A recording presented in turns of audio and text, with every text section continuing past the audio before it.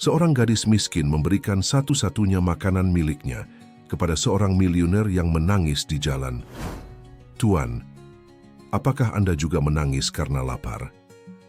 Dia diliputi kesedihan, mengenang ulang tahun kematian putranya sendiri. Gadis itu, meskipun lapar, memberikan segalanya yang ia punya dengan isyarat tulus dan tanpa pamrih.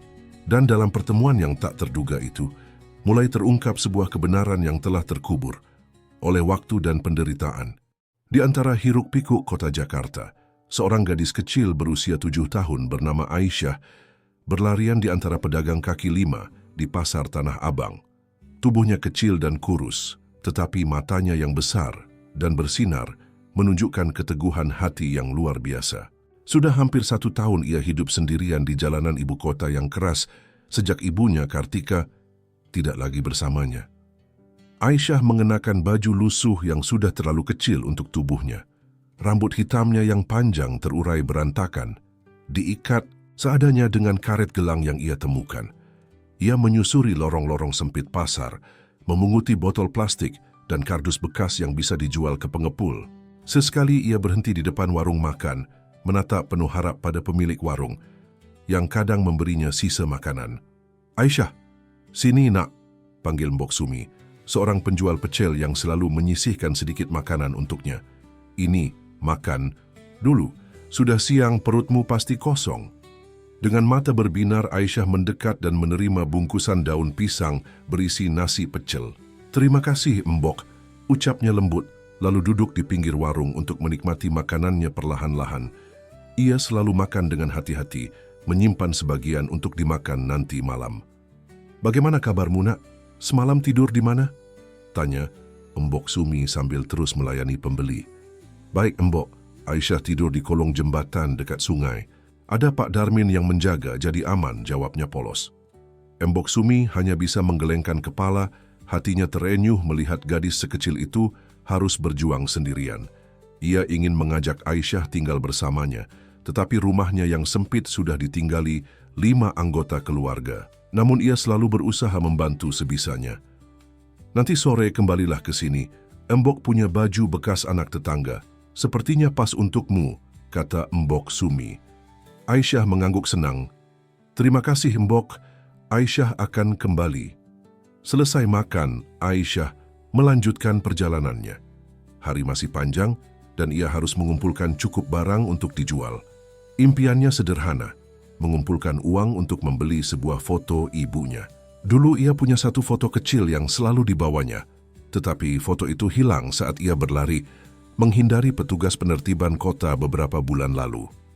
Sejak itu, ia merasa kehilangan satu-satunya penghubung dengan ibunya. Di sisi lain kota Jakarta, tepatnya di kawasan elit Menteng, Reza Pratama bergegas mengenakan jas mahalnya. Sebagai CEO Pratama Group, perusahaan properti dan perhotelan terbesar di Indonesia, pagi ini ia memiliki pertemuan penting dengan investor asing yang bisa membawa perusahaannya ke level internasional. Namun hatinya tidak sepenuhnya hadir. Hari ini memiliki makna khusus baginya. Tepat setahun lalu, putra kesayangannya mengalami kecelakaan parah yang membuatnya koma hingga saat ini. Dokter mengatakan kemungkinan putranya sadar sangatlah kecil, tapi Reza menolak menyerah. Ia membiayai perawatan terbaik, berharap suatu hari anaknya akan membuka mata. "Tuan, mobil sudah siap," lapor Hendra, sopir pribadinya. Reza mengangguk, menyambar tas kerjanya, dan berjalan menuju lift pribadinya. Penthouse mewah yang ia tinggali terasa begitu kosong dan dingin, meski dipenuhi perabotan mahal.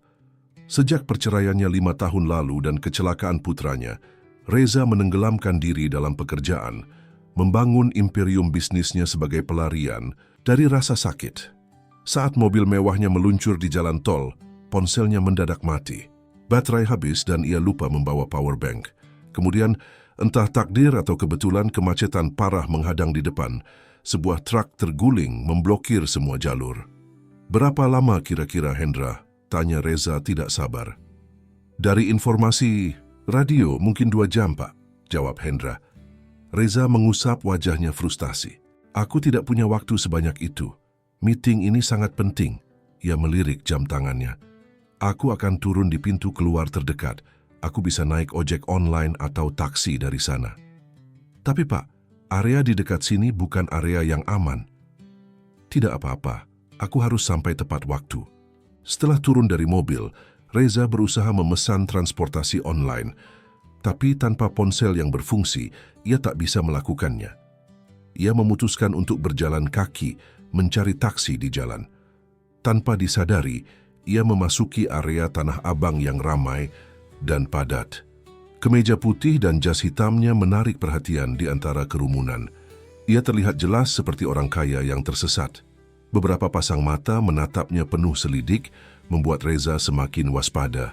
Ia mempercepat langkahnya, mencari jalan pintas yang bisa membawanya ke daerah Sudirman, tempat kantornya berada. Saat itulah tekanan dalam hidupnya serasa mencapai puncak. Ingatan tentang putranya yang terbaring koma, kegagalan pernikahannya, dan tekanan bisnis yang tak henti-hentinya seolah menghantam bersamaan. Tanpa sadar, Reza menemukan dirinya berdiri di sebuah gang kecil, sendirian, dengan air mata yang mulai mengalir di pipinya. Ia jarang menangis, hampir tidak pernah, tapi hari ini semua pertahanannya runtuh. Aisyah kebetulan melewati gang tersebut saat mencari jalan pintas menuju tempat pengepul barang bekas. Ia terkejut melihat seorang pria berpakaian rapi sedang menangis sendirian. Dalam benaknya yang polos, ia berpikir pria itu mungkin sedang kelaparan, seperti dirinya saat menangis karena perut kosong. Tanpa ragu, Aisyah mendekati Reza. Dari kantong kecil di bajunya, ia mengeluarkan sepotong roti yang disimpannya dari pemberian seorang penjual bakso tadi pagi. Itu adalah makanan satu-satunya untuk siang ini, tapi hatinya tergerak untuk berbagi. "Pak," panggil Aisyah pelan, suaranya lembut dan polos. "Bapak juga nangis karena lapar, ya?" Reza mengangkat wajahnya, terkejut melihat seorang gadis kecil berdiri di hadapannya, mengulurkan sepotong roti yang sudah agak keras. Pakaiannya lusuh, tubuhnya kurus, tapi matanya memancarkan ketulusan yang sudah lama tidak ia temui di dunianya yang penuh kepalsuan. "Ini Pak, buat Bapak saja, Aisyah masih bisa cari lagi nanti," ucap gadis itu, masih mengulurkan rotinya. Seketika Reza merasa seperti ditampar kenyataan. Di hadapannya, seorang anak yang jelas lebih membutuhkan justru menawarkan bantuan padanya. Ia cepat-cepat menghapus air matanya, merasa malu sekaligus tersentuh. "Tidak nak, Bapak tidak lapar," jawab Reza. Suaranya sedikit bergetar. "Kamu simpan saja rotinya. Terima kasih atas kebaikanmu." Aisyah memiringkan kepalanya, tampak bingung. "Tapi Bapak menangis. Kalau bukan lapar, kenapa Bapak sedih?" Pertanyaan polos itu menusuk hati Reza. Ia tersenyum tipis. "Kadang orang dewasa menangis karena banyak hal, nak, bukan hanya karena lapar." Aisyah mengangguk-angguk meski tidak sepenuhnya mengerti. Ia memasukkan kembali rotinya ke dalam kantong. "Bapak tersesat?" "Aisyah sering lihat orang seperti Bapak tersesat di sini." Reza tertawa kecil. "Ya, bisa dibilang begitu. Bapak perlu ke daerah Sudirman, tapi jalanan macet dan ponsel Bapak mati." Mata Aisyah langsung berbinar. Aisyah tahu, jalan cepat ke sana. Aisyah sering jalan kaki kemana-mana. Bapak mau Aisyah hantar. Reza ragu sejenak, tetapi melihat jam tangannya yang terus berdetak, ia mengangguk. "Baiklah, tolong tunjukkan jalannya. Kalau Bapak bisa sampai tepat waktu, Bapak akan mentraktirmu makan siang yang enak. Bagaimana?" "Sungguh?" tanya Aisyah. Matanya membulat penuh harap. Aisyah mau. "Ayo Pak, ikut Aisyah." Dengan semangat, gadis kecil itu memimpin jalan, menyelip di antara gang-gang sempit yang tidak pernah Reza ketahui sebelumnya. Sambil berjalan, Aisyah berceloteh tentang kehidupannya di jalanan, tentang Mbok Sumi yang baik hati, tentang Pak Darmin yang menjaga anak-anak jalanan di kolong jembatan. Reza mendengarkan dalam diam, hatinya terenyuh. Ia mulai bertanya-tanya, bagaimana seorang anak sekecil ini bisa bertahan hidup sendirian di jalanan Jakarta yang keras? Dan yang lebih mengherankan, bagaimana ia masih bisa memiliki hati yang begitu tulus dan mata yang berbinar cerah. "Itu ibumu di mana, Aisyah?" tanya. Reza hati-hati. Seketika langkah Aisyah melambat. Ia menunduk sebentar sebelum menjawab, "Ibu Aisyah sakit, Pak. Sakit parah. Lalu dibawa pergi orang-orang." Aisyah tidak tahu kemana. Aisyah mencari tapi tidak ketemu. Jawaban polos itu menyayat hati Reza. Ia ingin bertanya lebih jauh, tapi melihat perubahan raut wajah Aisyah, ia memutuskan untuk tidak melakukannya. "Nah, sebentar lagi sampai, Pak," ucap Aisyah riang kembali bersemangat. "Lihat, itu gedung tinggi yang Bapak cari, kan?" Dari gang kecil tempat mereka berdiri, Reza bisa melihat Menara Pratama, gedung kantornya yang menjulang tinggi. Sebuah jalur yang tak pernah ia sadari ada telah membawanya ke tempat tujuan dalam waktu yang jauh lebih singkat. "Kamu benar, Aisyah. Terima kasih banyak. Kamu sudah sangat membantu Bapak," ucap Reza tulus. "Sama-sama, Pak," jawab Aisyah dengan senyum lebar. "Bapak janji mau traktir Aisyah makan, kan?" Reza mengangguk mantap. "Tentu. Bapak selalu menepati janji. Sekarang, Bapak harus segera masuk untuk meeting. Kamu mau tunggu di lobi kantor, Bapak? Nanti setelah selesai kita makan siang bersama." Mata Aisyah berbinar-binar. Ia mengangguk bersemangat. "Aisyah tunggu, Pak. Aisyah janji tidak akan nakal." Mereka berjalan bersama menuju gedung pencakar langit itu. Reza dengan jas mahalnya dan Aisyah dengan pakaian lususnya berjalan berdampingan, sebuah kontras yang menarik perhatian banyak orang. Tanpa mereka sadari, pertemuan singkat ini akan mengubah hidup keduanya selamanya. Saat memasuki lobi mewah, Menara Pratama, Reza berbisik pada Aisyah, "Tunggu di sini ya, Bapak janji tidak akan lama." Aisyah mengangguk patuh, duduk di salah satu sofa empuk di sudut lobi, kakinya yang tidak mencapai lantai berayun-ayun. Matanya takjub melihat kemewahan di sekelilingnya. Sementara itu, Reza bergegas menuju lift, berharap masih bisa sampai tepat waktu untuk pertemuan yang mungkin akan mengubah nasib perusahaannya. Aisyah duduk dengan gelisah di sofa mewah lobi Menara Pratama. Jari-jarinya yang kecil menelusuri permukaan kulit sofa yang halus, sesuatu yang belum pernah ia rasakan sebelumnya. Beberapa karyawan dan pengunjung meliriknya dengan tatapan heran dan curiga. Seorang gadis kecil berpakaian lusuh di tengah kemewahan lobi gedung pencakar langit tentu menarik perhatian. "Adik siapa ya?" tanya seorang resepsionis muda bernama Ratna yang akhirnya mendekati Aisyah setelah beberapa saat mengawasinya. "Aisyah menunggu Pak Reza," jawab gadis kecil itu polos. "Beliau janji mau traktir Aisyah makan siang." Ratna mengerutkan keningnya. Pak Reza yang dimaksud pastilah Reza Pratama, CEO perusahaan mereka yang terkenal dingin dan jarang berinteraksi dengan siapapun kecuali untuk urusan bisnis. Rasanya, tidak mungkin pria itu berjanji mentraktir seorang anak jalanan. "Pak Reza Pratama, CEO perusahaan ini?" tanya Ratna memastikan. Aisyah mengangguk. "Iya, Kak." Aisyah membantu beliau menemukan jalan cepat ke sini. Mobilnya terjebak macet. Ratna tersenyum skeptis. Cerita ini terdengar terlalu mengada-ada. Namun sebelum ia bisa bertanya lebih jauh, perhatiannya teralihkan oleh kedatangan seorang wanita paruh baya yang anggun namun berwajah keras, Nyonya Widya Pratama, ibu dari Reza dan pemegang saham terbesar kedua di Pratama Group. "Ratna, apa laporan keuangan kuartal ini sudah disiapkan? Aku ingin melihatnya sebelum rapat dimulai," tanya Nyonya Widya dengan nada tajam. "Sudah, Bu. Ada di ruang rapat, sudah saya siapkan di meja Ibu," jawab Ratna sopan. Pandangan Nyonya Widya kemudian jatuh pada Aisyah yang masih duduk di sofa. Matanya menyipit tidak suka. "Siapa anak ini?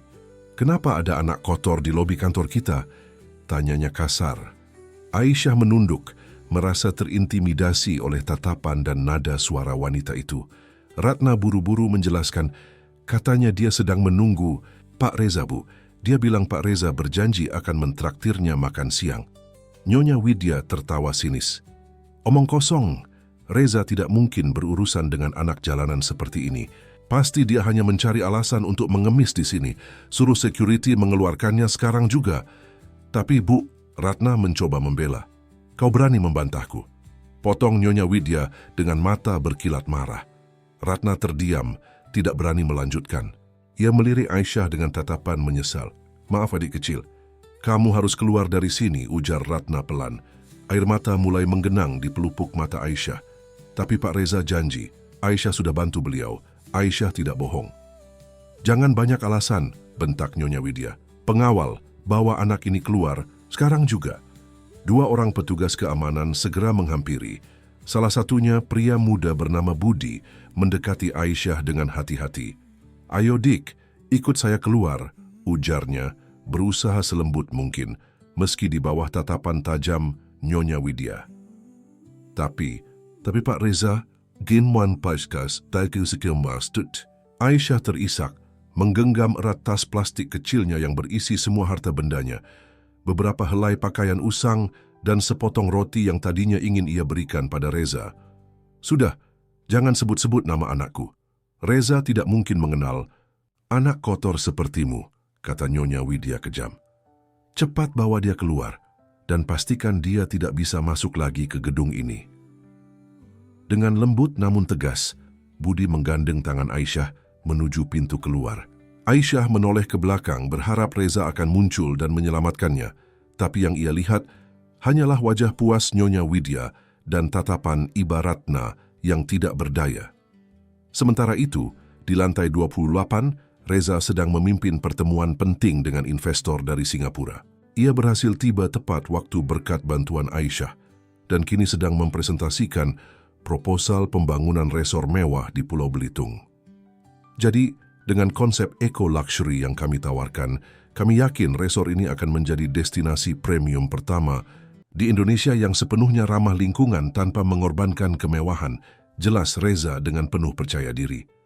Mr. Lim, pemimpin delegasi investor, mengangguk terkesan.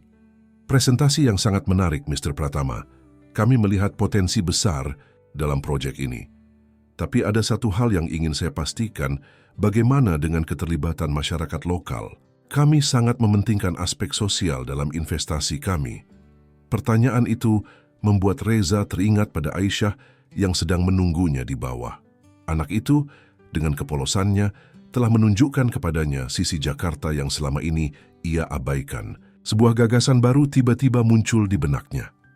"Sebenarnya, Mr. Lim, selain proposal yang sudah kami siapkan, saya ingin menambahkan satu komponen lagi dalam proyek ini," ucap Reza mantap. "Sebuah program pelatihan dan pemberdayaan untuk anak-anak kurang mampu di sekitar lokasi resor. Mereka akan dilatih dan nantinya bisa bekerja di resor kita setelah lulus sekolah. Ini bukan sekadar CSR, tapi investasi jangka panjang untuk sumber daya manusia berkualitas." Mata Mr. Lim berbinar mendengar ide tersebut. "Brilliant, itulah tepatnya yang kami cari. Bisnis yang tidak hanya menguntungkan secara finansial, tapi juga memberikan dampak sosial yang positif." Diskusi berlanjut dengan antusias. 2 jam kemudian, kontrak perjanjian kerjasama ditandatangani. Proyek senilai $500 juta itu resmi dimulai, menjadikannya investasi asing terbesar yang pernah diterima Pratama Group. Reza merasa seperti beban berat terangkat dari pundaknya. Keberhasilan ini bukan hanya tentang uang, tapi juga membuka pintu bagi perusahaannya untuk go internasional.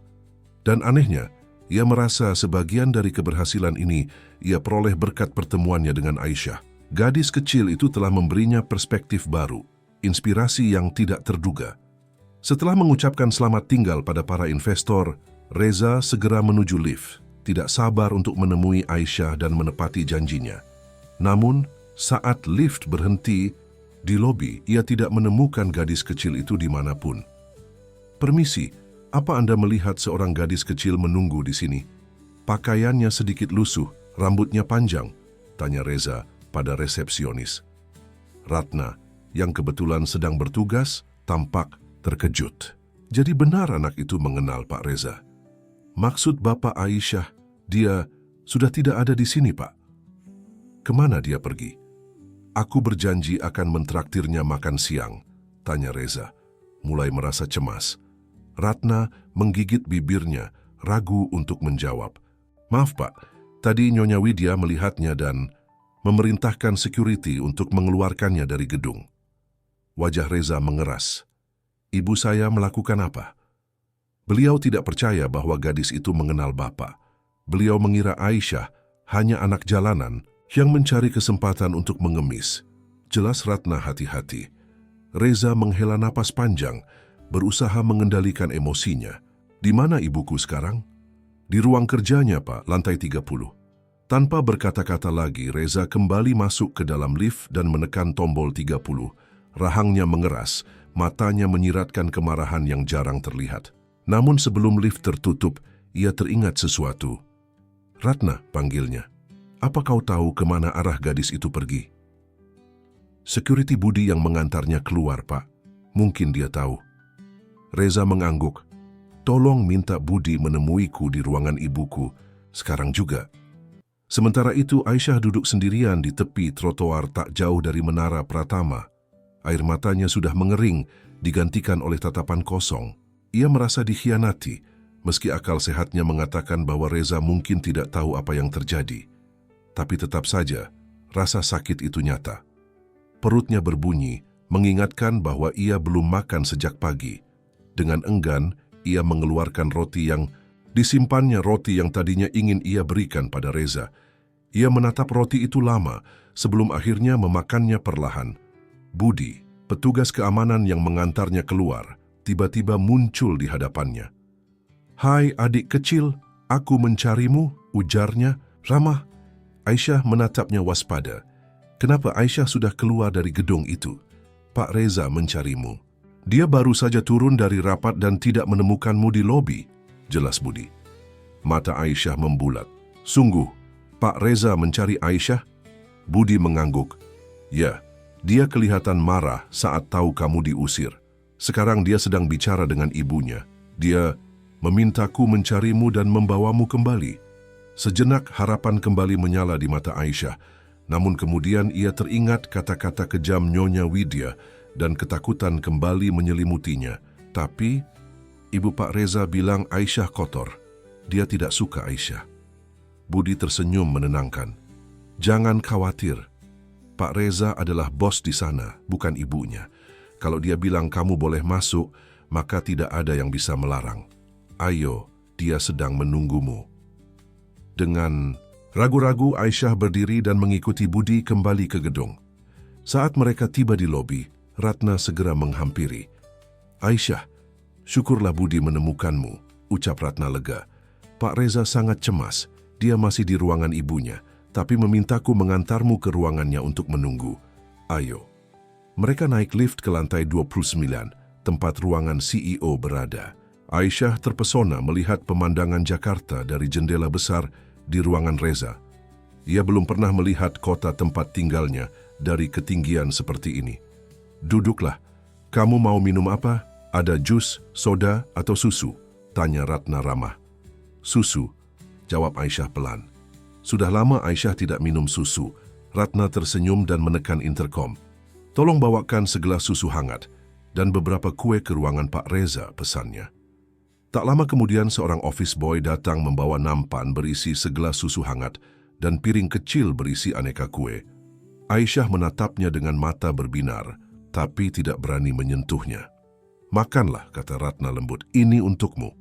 Dengan hati-hati Aisyah mengambil sepotong kue dan menggigitnya perlahan. Rasanya luar biasa enak, membuatnya hampir menangis.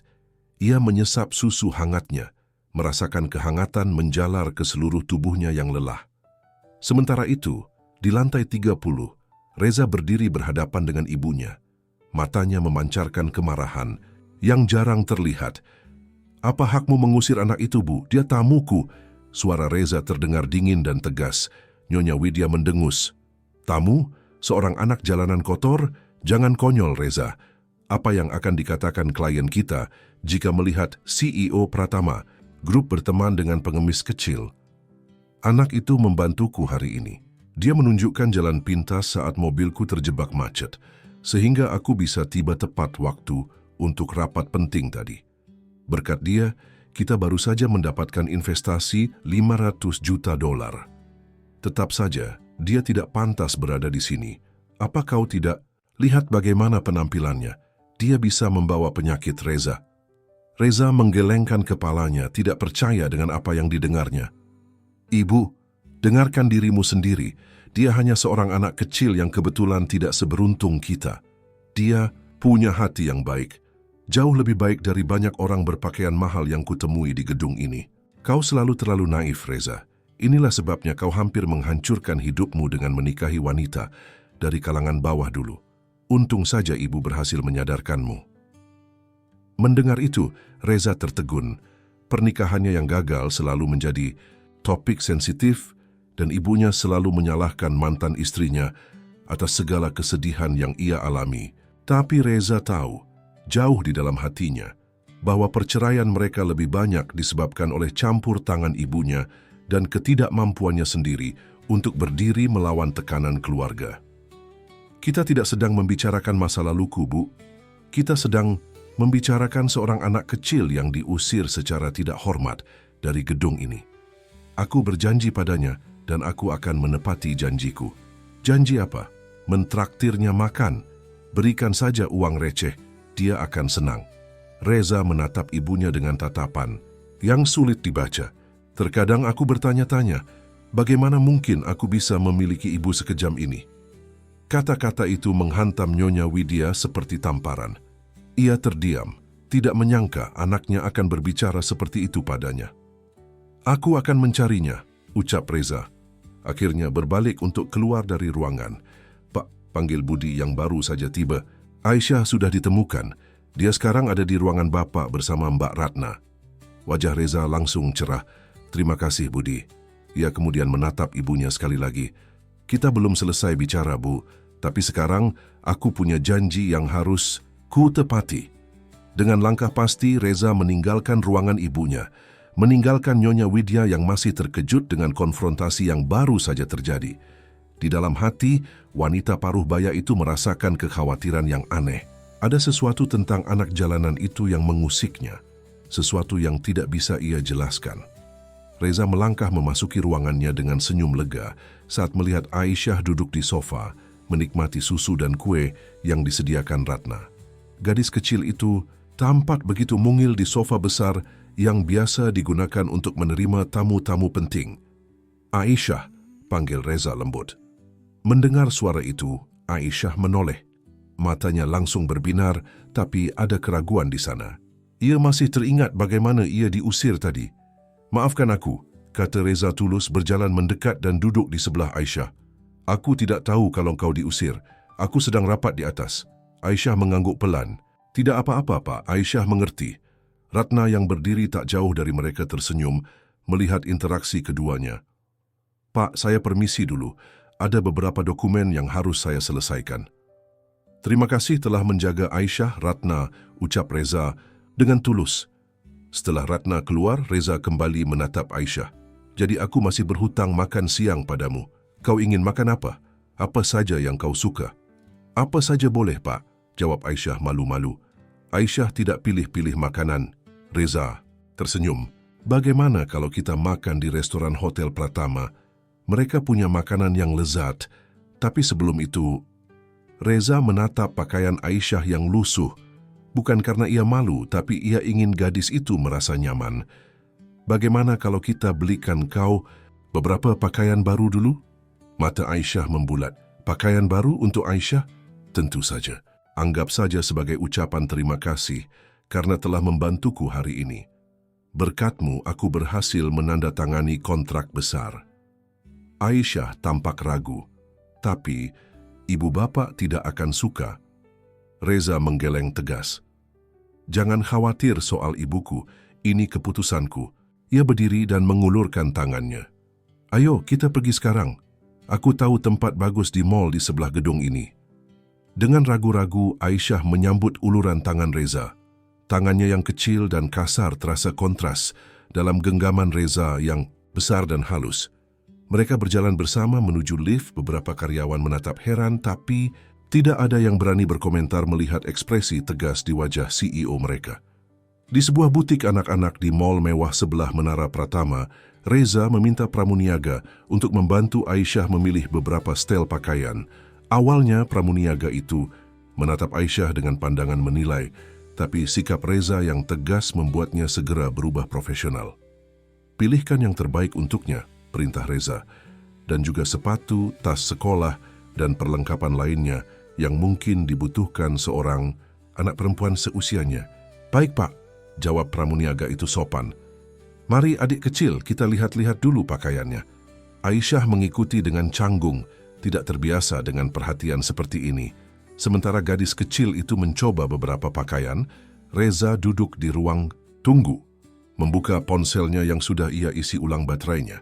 Ada beberapa panggilan tak terjawab dan pesan dari sekretarisnya, tapi perhatiannya teralih saat melihat wallpaper di ponselnya, foto putranya yang kini terbaring koma di rumah sakit. Dadanya terasa sesak. Setahun sudah berlalu, dan dokter semakin pesimis tentang kemungkinan putranya sadar.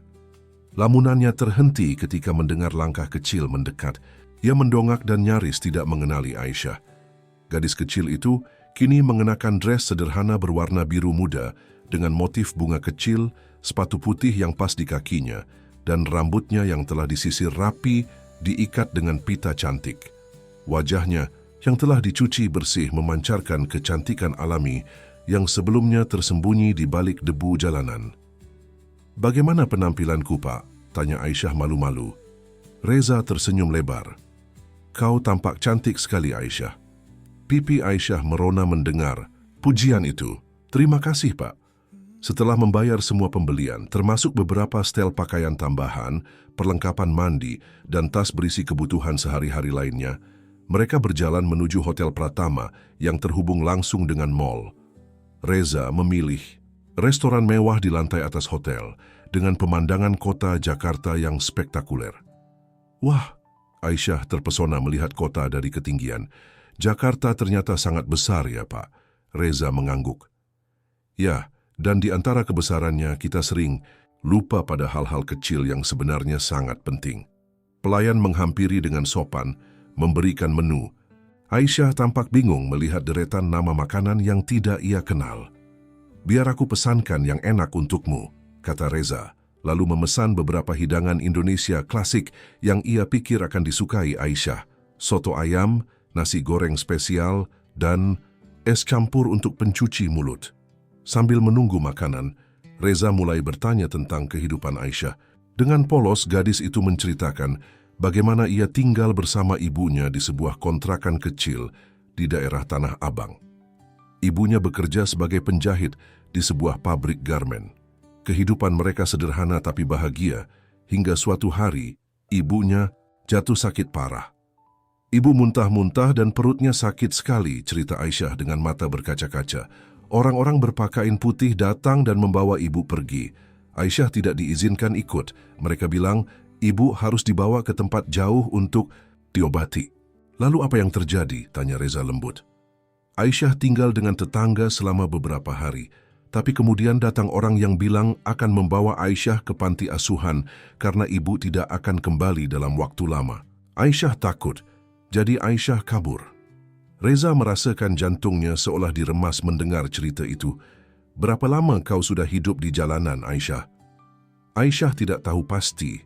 "Mungkin 1 tahun, jawab gadis itu, menghitung dengan jarinya. Aisyah menghitung dari pergantian musim hujan dan kemarau. Makanan mereka tiba, menyelamatkan Reza dari perasaan sesak yang mulai memenuhi dadanya. Aisyah menatap hidangan di hadapannya dengan mata berbinar.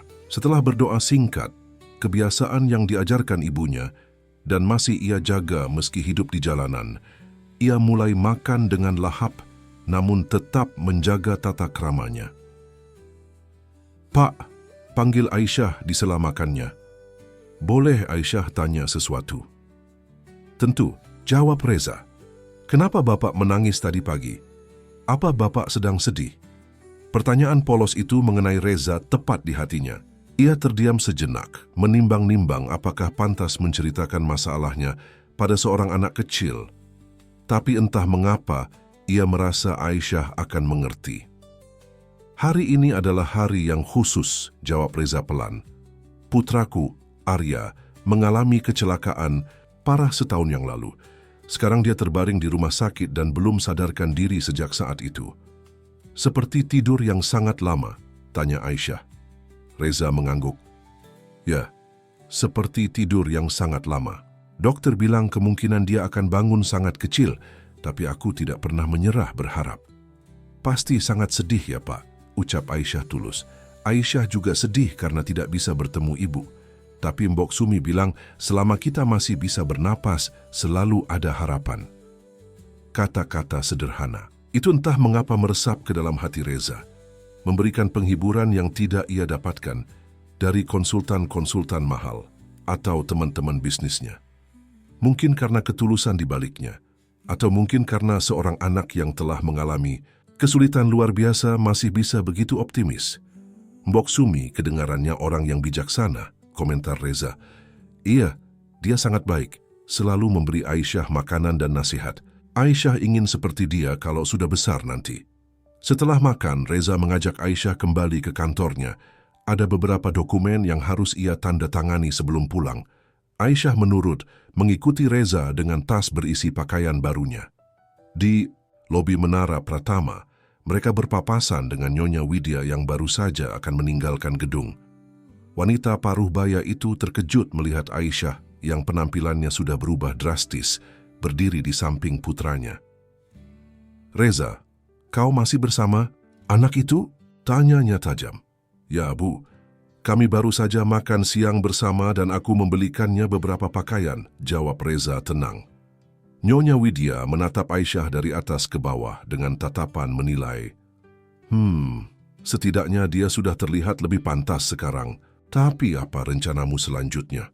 Kau tidak berencana membawanya pulang, kan? Aku belum memutuskan, jawab Reza singkat.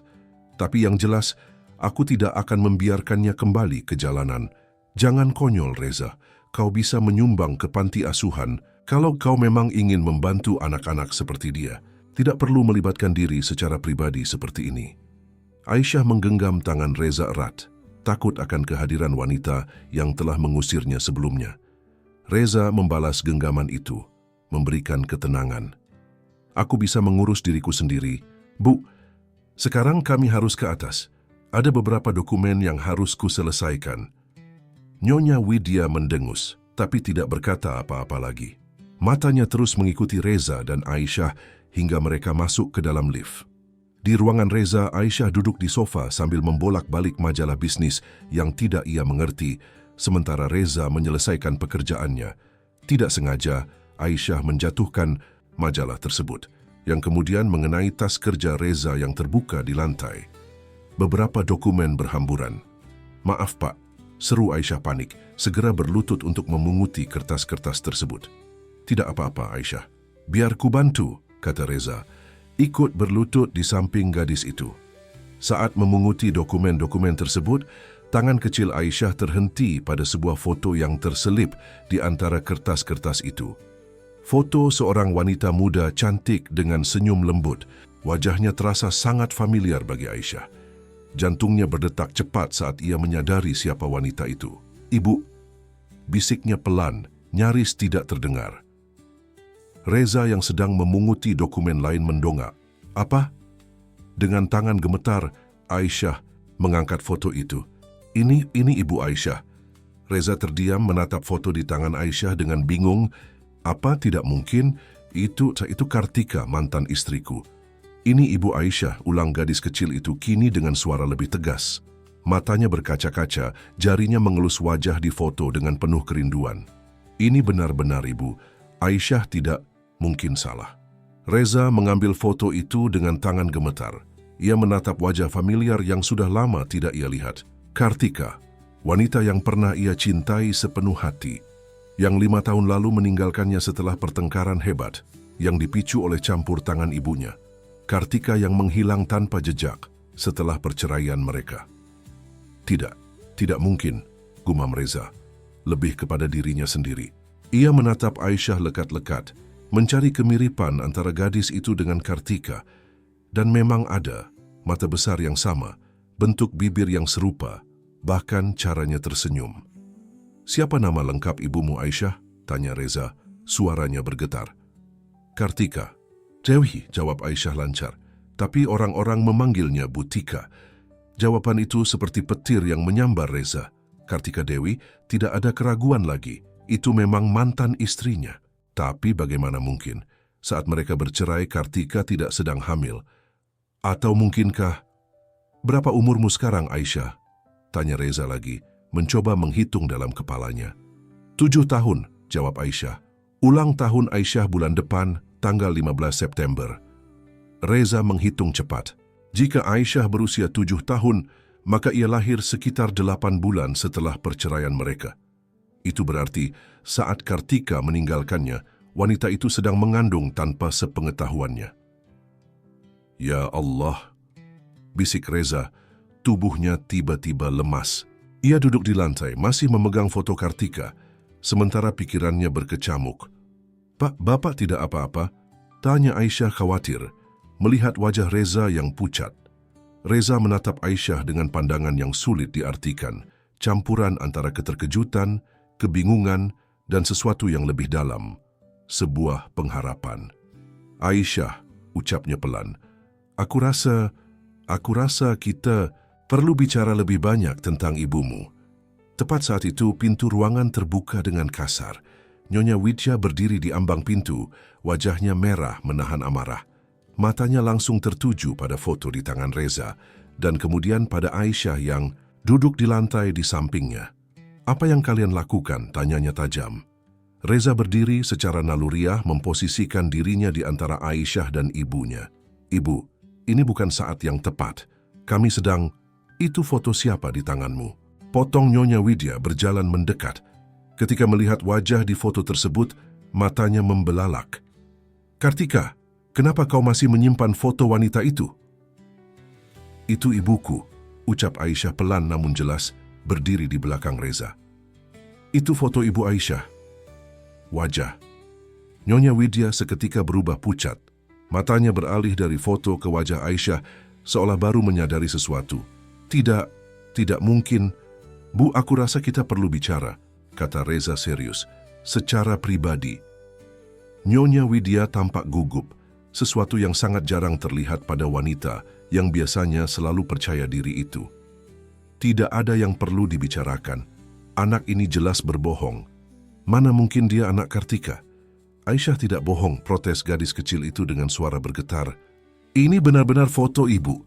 Dengan gerakan cepat, Nyonya Widya merebut foto itu dari tangan Reza.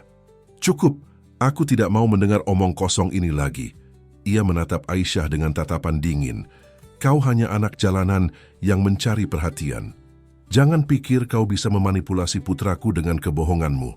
"Ibu," bentak Reza, terperanjat melihat sikap ibunya. "Kembalikan foto itu dan jaga ucapanmu." Tapi Nyonya Widya tidak mendengarkan. Dengan wajah merah padam, ia memasukkan foto itu ke dalam tasnya dan berbalik menuju pintu. "Tatsiwa Kisa, aku tidak akan membiarkan keluarga kita hancur untuk kedua kalinya karena wanita itu, Reza. Tidak akan." Dengan itu, ia meninggalkan ruangan, meninggalkan Reza yang terpaku dan Aisyah yang mulai terisak pelan. Foto satu-satunya yang bisa menghubungkannya dengan sang ibu telah diambil paksa dan ia merasa tak berdaya.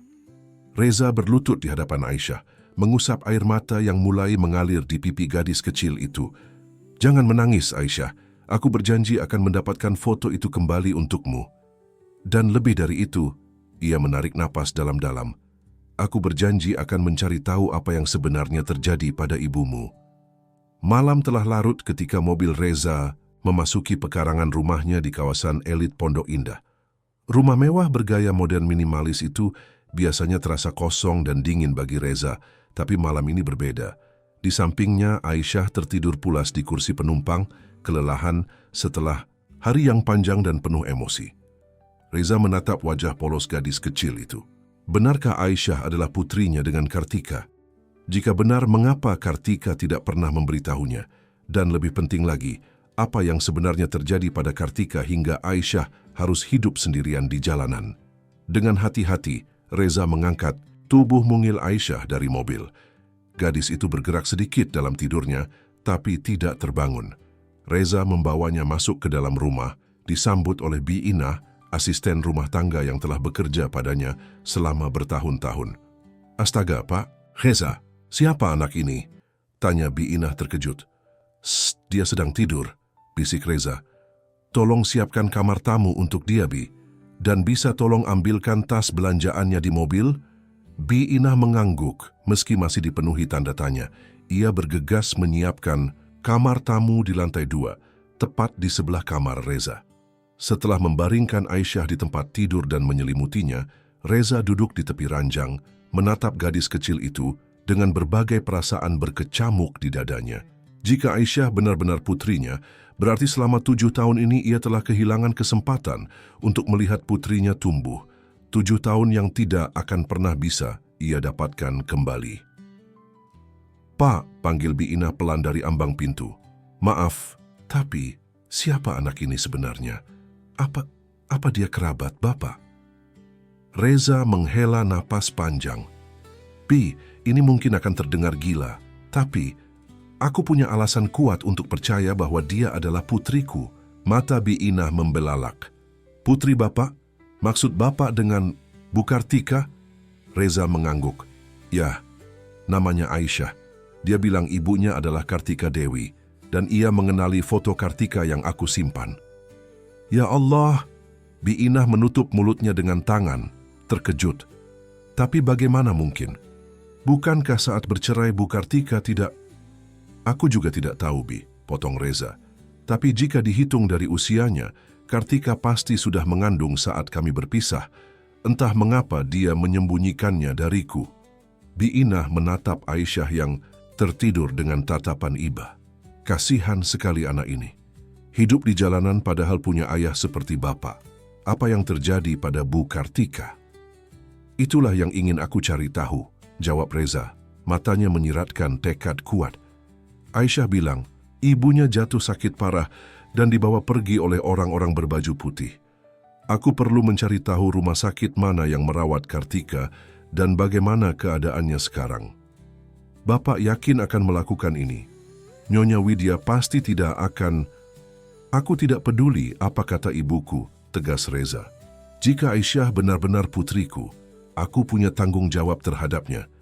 Dan jika Kartika masih hidup dan sakit, aku akan menemukannya dan memastikan dia mendapatkan perawatan terbaik." Bi Inah tersenyum kecil.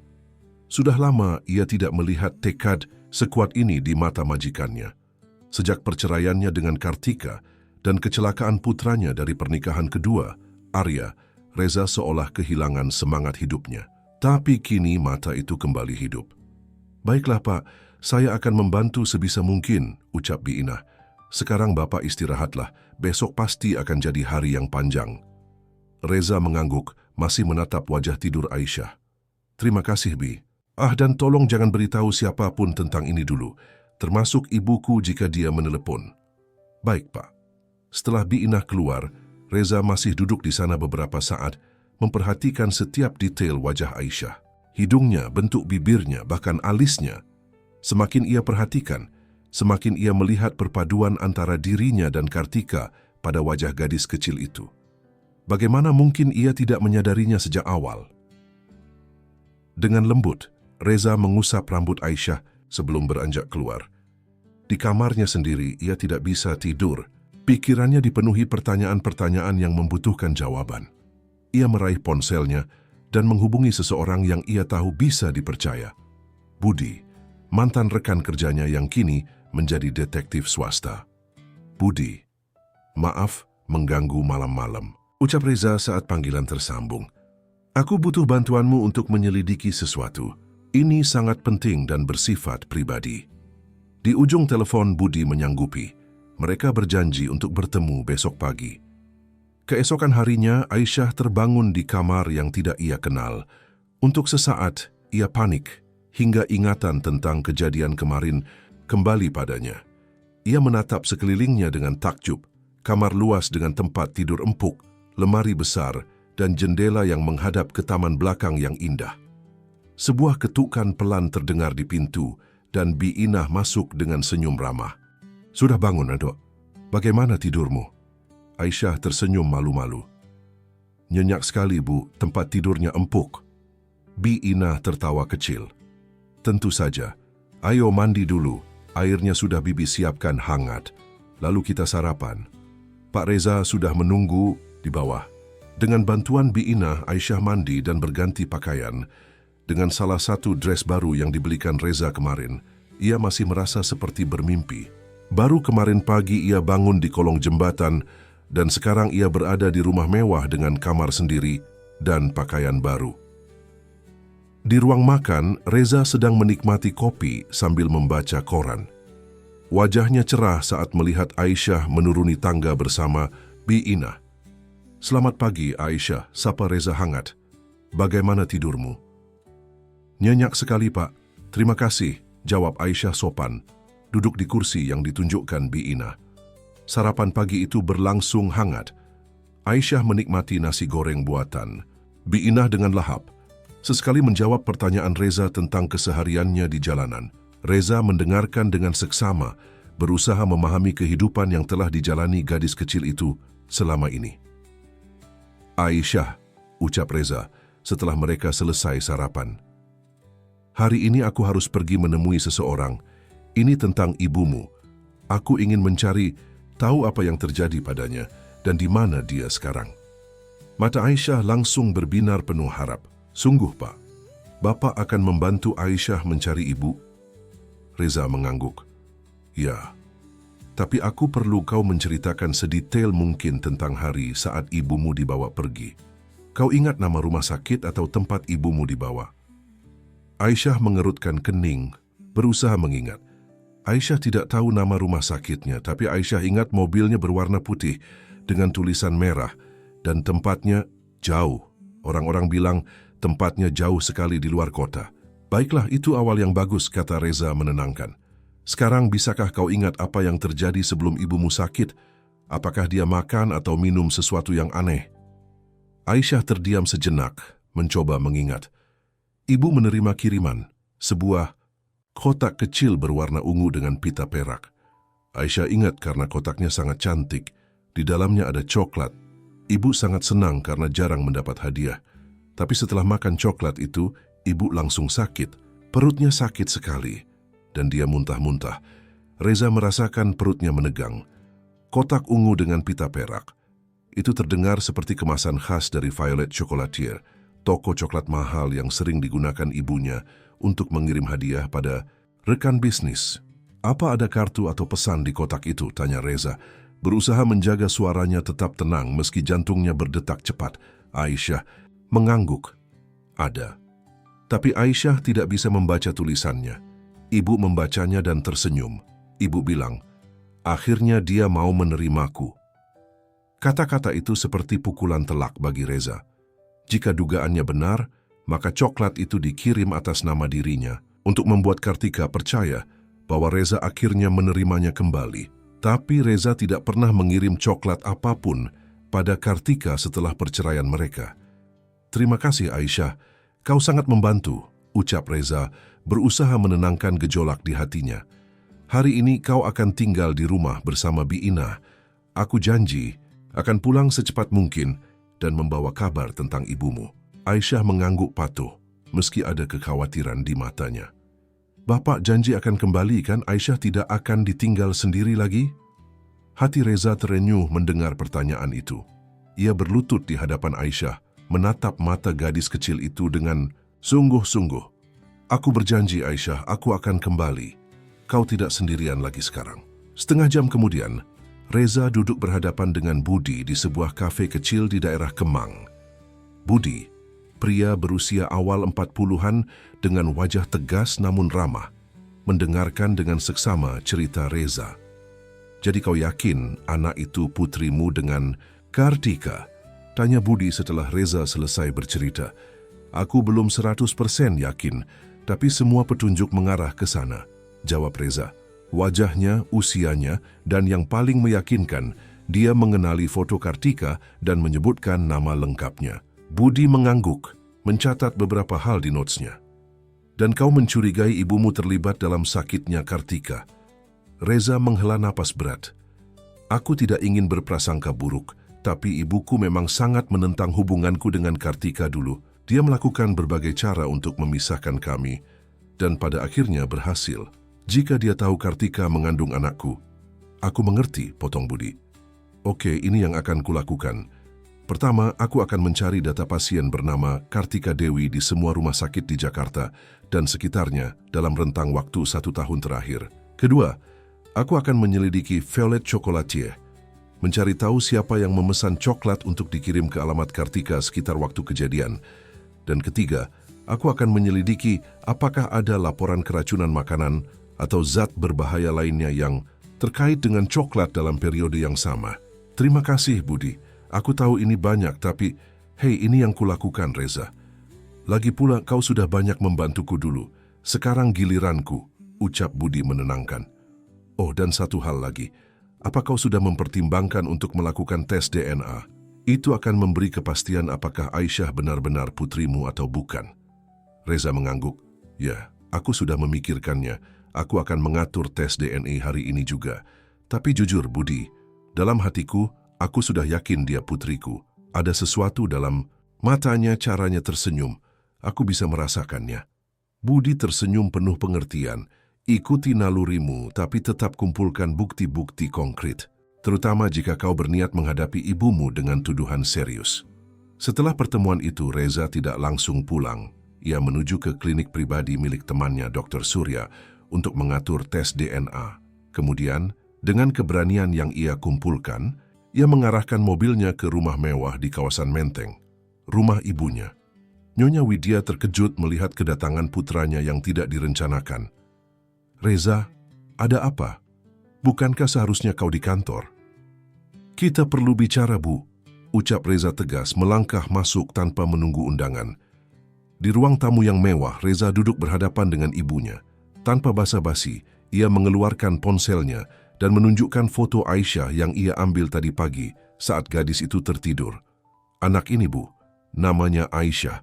Aku punya alasan kuat untuk percaya bahwa dia adalah putriku dengan Kartika. Wajah Nyonya Widya memucat. Omong kosong, Kartika tidak pernah hamil saat kalian bercerai. Dia tidak memberitahu siapapun, termasuk aku. Tapi usianya sesuai. Dia lahir 8 bulan setelah perceraian kami. Ini absurd, Reza. Kau percaya begitu saja pada kata-kata seorang anak jalanan? Reza menatap ibunya dengan tatapan tajam. Aisyah mengenali foto Kartika, Bu. Foto yang ibu rebut dariku kemarin. Dia tahu nama lengkap Kartika. Dan melihat wajahnya, tidak ada keraguan lagi bagiku. Dia putriku. Nyonya Widya terdiam sejenak tampak berpikir keras. Baiklah, mungkin dia memang anak Kartika. Tapi bagaimana kau yakin dia anakmu? Kartika mungkin saja sudah dengan pria lain setelah kalian bercerai. Aku sudah mengatur tes DNA, jawab Reza tenang. Hasilnya akan keluar dalam beberapa hari. Tapi ada hal lain yang ingin kutanyakan, Bu. Reza menceritakan tentang kotak coklat misterius yang diterima Kartika sebelum jatuh sakit. Kotak ungu dengan pita perak khas Violet Chocolatier. Saat ia berbicara, ia memperhatikan dengan seksama reaksi ibunya. Ada kilatan panik sekilas di mata wanita itu, terlalu cepat untuk disadari, orang biasa tapi tidak luput dari pengamatan Reza. Jadi, Bu, Reza mengakhiri ceritanya, apa ibu tahu sesuatu tentang kotak coklat itu?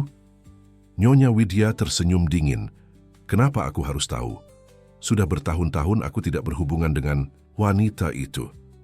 Karena Violet Chocolatier adalah toko langganan ibu, jawab Reza. Dan kotak ungu dengan pita perak adalah kemasan khas mereka. Aneh sekali, Kartika yang berasal dari keluarga sederhana tiba-tiba mendapat kiriman coklat mahal seperti itu. Mungkin dia punya penggemar lain. Jangan langsung menuduhku, Reza. Ini sangat tidak sopan. Reza menghela napas, menyadari ia tidak akan mendapatkan pengakuan dari ibunya semudah itu. Baiklah, Bu, tapi aku ingin ibu tahu, aku tidak akan berhenti sampai menemukan kebenaran. Jika Aisyah benar putriku, aku akan menerimanya dan merawatnya. Dan jika terbukti ada yang sengaja mencelakai Kartika, aku tidak akan tinggal diam, siapapun orangnya. Dengan itu, Reza berdiri dan melangkah keluar, meninggalkan ibunya yang terdiam dengan wajah pucat pasi. Dalam perjalanan pulang, ponsel Reza berdering. Itu Budi? Reza, aku punya informasi awal, kata Budi tanpa basa-basi. Aku menemukan data pasien bernama Kartika Dewi yang dirawat di RS Harapan Jaya sekitar setahun lalu dengan diagnosis keracunan akut. Kondisinya kritis saat masuk dan setelah seminggu dirawat, dia dipindahkan ke fasilitas lain. Fasilitas apa? Di mana? Tanya Reza. Jantungnya berdebar kencang. Itulah yang aneh. Tidak ada catatan jelas kemana dia dipindahkan. Hanya tertulis, dipindahkan atas permintaan keluarga. Tapi Kartika tidak punya keluarga di Jakarta, bukan? Tidak. Kedua orang tuanya sudah meninggal dan dia anak tunggal, jawab Reza. Pikirannya berpacu. Siapa yang menandatangani formulir pemindahannya? Terdengar suara kertas di balik. Di sini tertulis Widya Pratama. Nama itu membuat Reza nyaris menabrak mobil di depannya. Ia mengerem mendadak, kemudian menepi. Ibuku yang menandatangani formulir pemindahan Kartika. Ya, sebagai keluarga, ada stempel perusahaan Pratama Group juga di sini. Reza merasakan darahnya mendidih. Skenario mengerikan mulai terbentuk di kepalanya. Ibunya mengirim coklat beracun pada Kartika. Kemudian saat Kartika dirawat di rumah sakit, ibunya mengaku sebagai keluarga dan mengatur pemindahannya ke tempat lain. Entah di mana. Budi, kau harus mencari tahu kemana Kartika dipindahkan. Periksa semua fasilitas kesehatan, terutama yang terpencil atau swasta. Gunakan koneksimu apapun caranya. Aku harus menemukannya. Aku mengerti. Akan kulakukan semua yang kubisa, janji Budi. Tapi Reza, bersiaplah untuk kemungkinan terburuk. Sudah setahun berlalu sejak kejadian itu. Reza menggenggam ponselnya erat-erat, berusaha mengendalikan emosinya. Aku tahu, tapi aku tidak akan menyerah. Demi Aisyah. Setelah menutup telepon, Reza duduk diam dalam mobilnya, mencoba mencerna semua informasi yang ia dapatkan. Jika dugaannya benar, maka ibunya telah melakukan hal yang tidak termaafkan, mencoba meracuni Kartika, kemudian menyembunyikannya entah di mana. Dan semua itu dilakukan untuk memisahkan Kartika darinya dan mungkin juga untuk menyembunyikan keberadaan Aisyah. Dengan tekad yang semakin kuat, Reza menyalakan kembali mesin mobilnya dan melaju pulang. Di rumah Aisyah menunggunya dengan harapan besar dan Reza bertekad untuk tidak mengecewakan gadis kecil itu lagi. 3 hari telah berlalu sejak Reza mulai penyelidikannya tentang keberadaan Kartika. Sementara itu, Aisyah mulai beradaptasi dengan kehidupan barunya di rumah Reza. Gadis kecil itu dengan cepat memenangkan hati Biina dengan kepolosannya dan keinginannya untuk membantu di dapur. Reza sendiri semakin yakin bahwa Aisyah adalah putrinya setelah menghabiskan lebih banyak waktu bersamanya dan melihat berbagai kebiasaan kecil yang mengingatkannya pada dirinya sendiri. Pagi itu, Reza sedang menikmati sarapan bersama Aisyah ketika ponselnya berdering. Itu Dr. Surya. Reza, hasil tes DNA sudah keluar, ucap Dr. Surya langsung. Kau ingin mendengarnya sekarang atau... Katakan saja, Surya, potong Reza, hatinya berdebar kencang. Ia melirik Aisyah yang sedang asyik menikmati pancake buatan B. Ina tidak menyadari percakapan penting yang sedang berlangsung. Positif, Reza. Probabilitas 99%. Tidak ada keraguan lagi. Aisyah adalah putri biologismu. Meski dalam hati Reza sudah yakin, mendengar konfirmasi ilmiah tetap membuatnya terguncang. Air mata menggenang di pelupuk matanya. Terima kasih, Surya. Aku akan mengambil hasilnya nanti. Setelah menutup telepon, Reza menatap Aisyah dengan pandangan baru. Ini bukan lagi anak jalanan yang ia tolong karena rasa kasihan atau tanggung jawab moral. Ini putrinya, darah dagingnya sendiri, yang selama ini hidup dalam kesulitan, sementara ia tenggelam dalam kemewahan. Aisyah, panggil Reza lembut. Gadis kecil itu mendongak mulutnya masih penuh dengan pancake. Ya, Pak. Mulai sekarang jangan panggil aku Pak lagi. Kau bisa memanggilku Ayah. Mata Aisyah membulat. Ia menelan makanannya dengan susah payah. Ayah? Maksud Bapak adalah ayah Aisyah? Reza mengangguk, senyum lembut terukir di wajahnya. Ya sayang, hasil tes sudah keluar. Kau adalah putriku, anak kandungku dengan ibumu Kartika. Air mata mulai mengalir di pipi Aisyah. Tapi, kenapa ayah tidak pernah mencari Aisyah dan ibu? Pertanyaan polos itu menghujam tepat di jantung Reza. Karena ayah tidak tahu, sayang. Ibumu tidak pernah memberitahu ayah bahwa dia mengandungmu. Kami sudah berpisah saat itu, dan banyak hal rumit yang terjadi. Aisyah turun dari kursinya dan berlari ke arah Reza, memeluknya erat. Tangisnya pecah, bukan tangis kesedihan, melainkan tangis lega dan bahagia. Selama ini, di jalanan ia sering bertanya-tanya tentang ayahnya. Siapa dia? Seperti apa wajahnya? Apakah dia baik hati? Dan kini, jawaban itu ada di hadapannya. Reza memeluk putrinya erat-erat. Air matanya sendiri mengalir, tanpa bisa ditahan. Maafkan ayah, Aisyah. Maafkan ayah yang tidak ada untukmu selama ini. Tapi mulai sekarang ayah berjanji akan selalu melindungimu. Biinah yang menyaksikan adegan itu dari ambang pintu dapur ikut meneteskan air mata haru. Sudah lama sekali ia tidak melihat majikannya sebahagia ini. Momen haru itu terganggu oleh dering ponsel Reza. Ia mengeceknya sambil masih memeluk Aisyah. Itu pesan dari Budi. Temui aku sekarang di kafe kemarin. Penting, tentang Kartika. Reza merasa jantungnya seperti diremas. Ia melepaskan pelukannya dengan lembut dan menatap mata Aisyah. Sayang, ayah harus pergi sebentar. Ada kabar tentang ibumu. Mata Aisyah langsung berbinar penuh harap. Sungguh, ibu sudah ditemukan? Ayah belum tahu pasti, tapi Paman Budi, teman ayah yang membantu mencari ibumu, punya informasi penting. Ayah harus menemuinya sekarang. Aisyah mengangguk penuh pengertian. Aisyah akan menunggu di rumah dengan Biinah, tapi ayah janji akan cerita semuanya nanti, ya?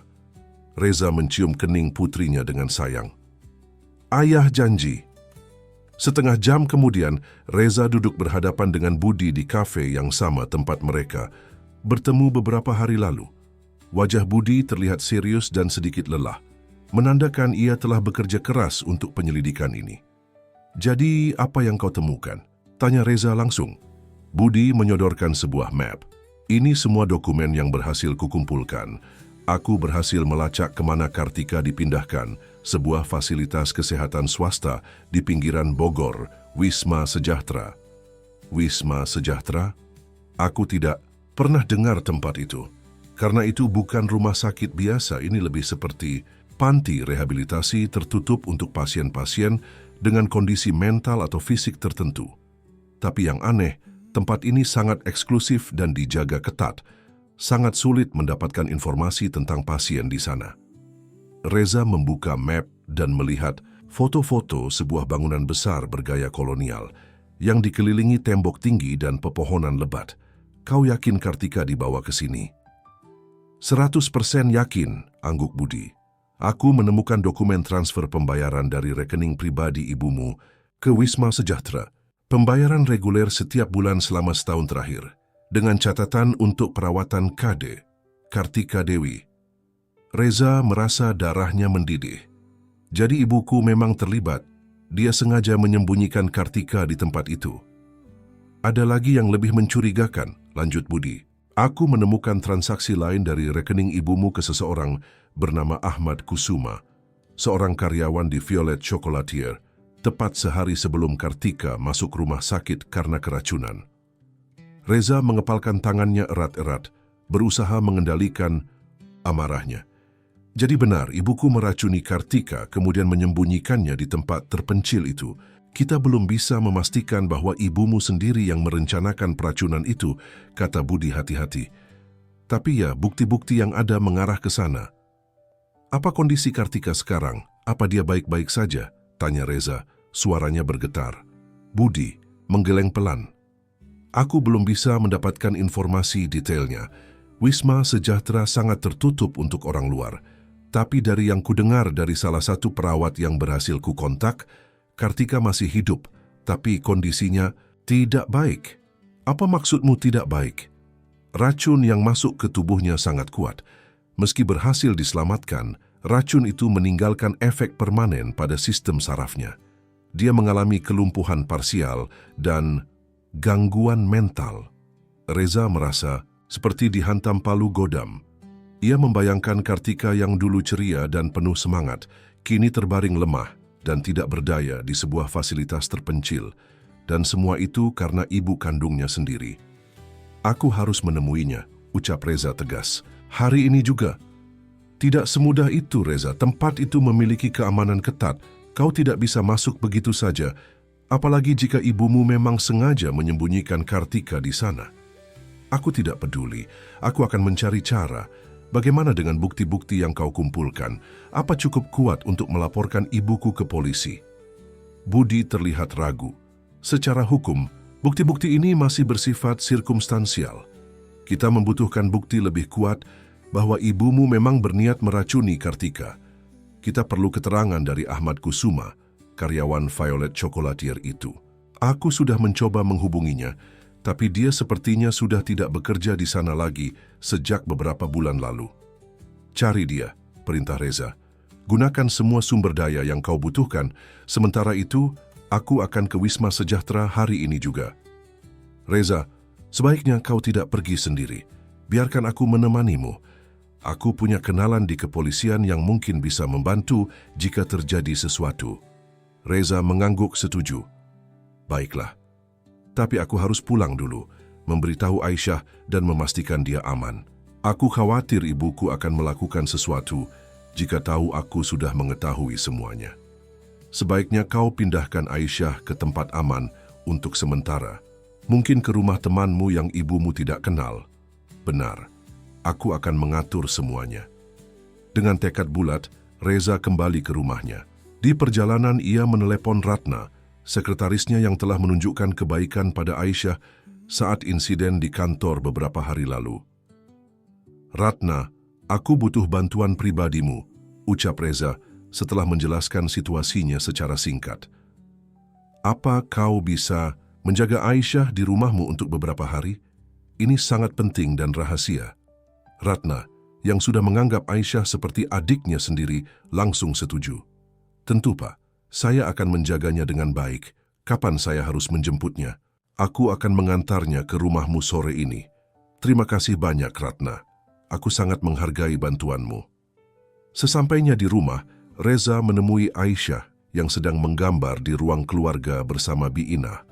Hatinya terasa berat harus berpisah dengan putrinya saat mereka baru saja menemukan satu sama lain.